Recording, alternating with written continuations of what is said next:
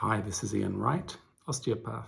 One of the most important things and one of the most important areas that we work is working with people as they get older. It's a huge subject of which I could spend days talking about. I just want to cover just a couple of important areas, a couple of important systems. We see a lot of babies and a lot of children at the practice, the three of us practitioners, osteopaths. But we also see a lot of people as they get older.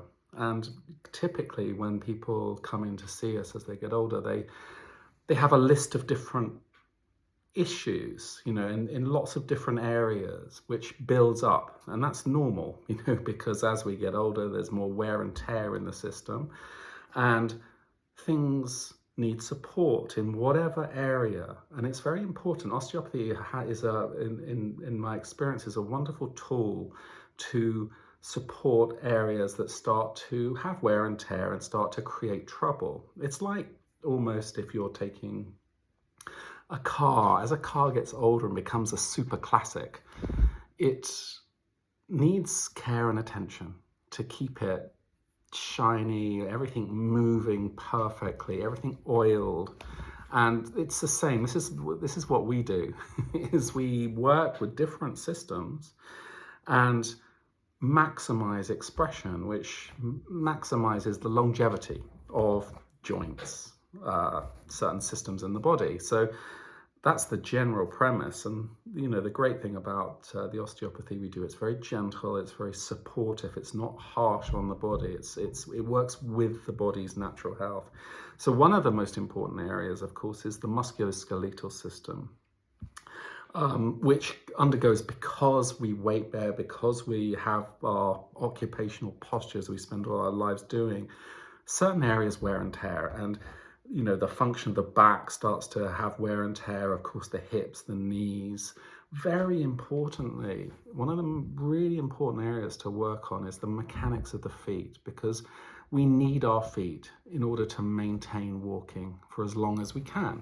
And actually, there's a lot of things you can do to maintain the functional usage of the feet mechanics to support and keep moving, keep the movement happening. Often when people have predispositions to hip problems and wear and tear and maybe hip replacements, there tends to be an underlying problem with the mechanics of the pelvis, the sacroiliac joints and the lumbar spine.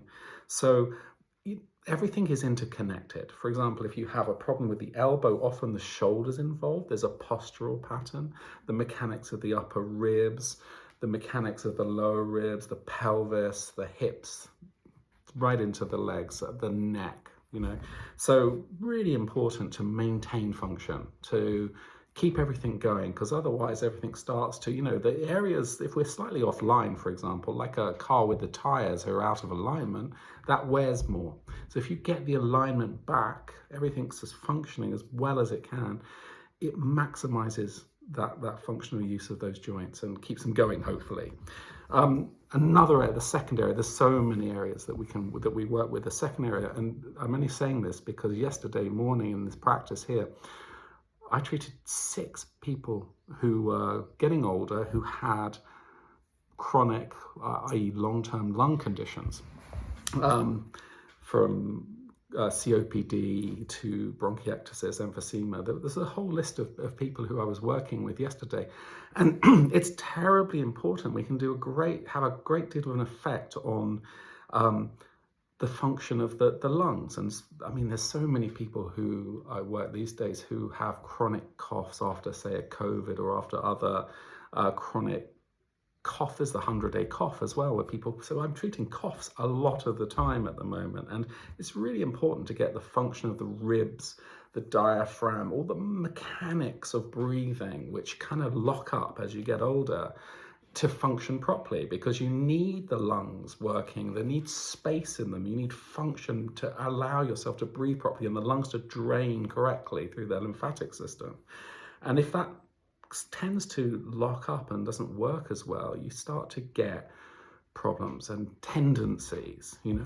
Actually, there's some fascinating research from the old osteopaths in America, the old osteopathic doctors, from about sort of 1918, 1919, before antibiotics, where they would work in the hospitals with people. There was a huge pneumonia outbreak. And they worked using the techniques that we do, working with the mechanics of the ribs and the lungs and the function of the ribs and the lungs to maximize their function. And the research was wonderful, actually, because that's basically all they could do, because there weren't antibiotics. But the results were fantastic. And it's really important, that legacy of actually getting everything working so you can actually improve these lung conditions. Anyway, that's a couple of things. I work with huge varieties of issues with people as you get older. An area where I lecture quite a lot internationally with is working with the tendency to cognitive decline. There are specific things areas where we can work to support that. Whole load of things, you know, the kidneys, the vascular system, oh my gosh, there's so many different areas where we work every day. Everybody's different, and as I say, the people come in with a list of conditions, and hopefully we start to tick them off a little bit, working very naturally. Anyway, I hope that's kind of helped you a little bit. If you have any questions, give us a call at the practice, 05261 388 00, and we will hopefully answer them, because I think it can be extremely helpful. Okay, I wish you well.